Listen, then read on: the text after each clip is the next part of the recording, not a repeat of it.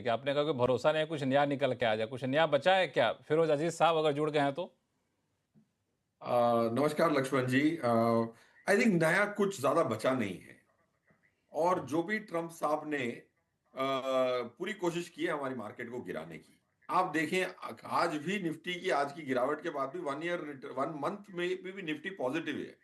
अब ये देखते हैं हम कहां से गिरावट देख रहे हैं। अगर कल तक की जो भी रिटर्न आई थी वो हम अपनी जेब में मानते हैं तो जाहिर सी बात है आज की 1% की निफ्टी गिरावट आपको हर्ट करेगी।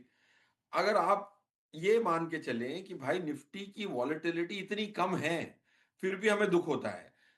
24,300 से 25,300 के इर्द गिर्द जो 4% होता है, 4% में ही घूमा है पूरा 1.5 2 3 महीना।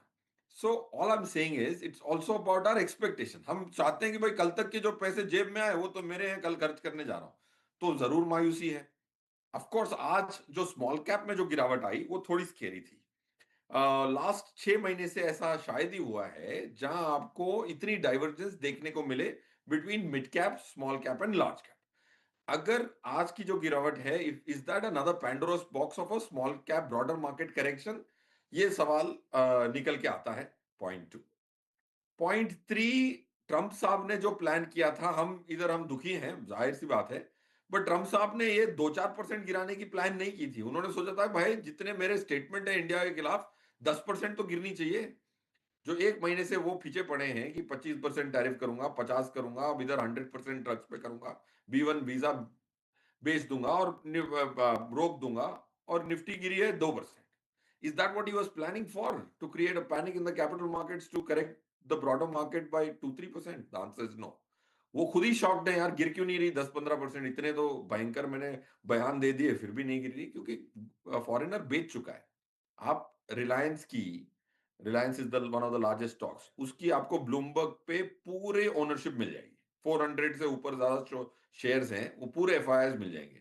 उसमें आप बिहेवियरल पैटर्न बहुत इजीली एनालाइज कर सकते हो।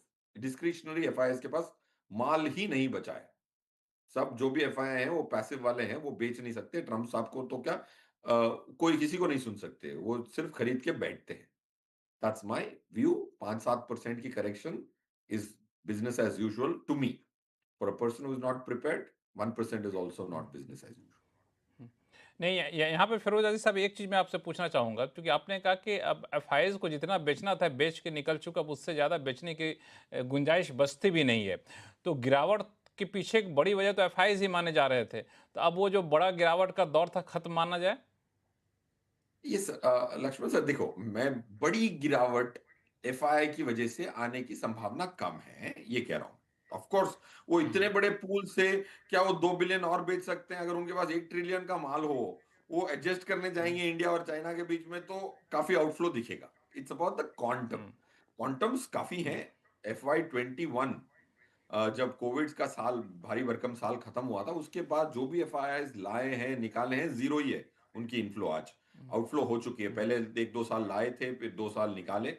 सो to answer your question, yes, FII में अगर 5,000 करोड़ एक दिन निकल गया, उसमें मैं बिल्कुल आश्चर्यचकित नहीं हूं। बट मार्केट फॉलिंग 10% 5% 20%, वो एफआई की वजह से नहीं हो सकता।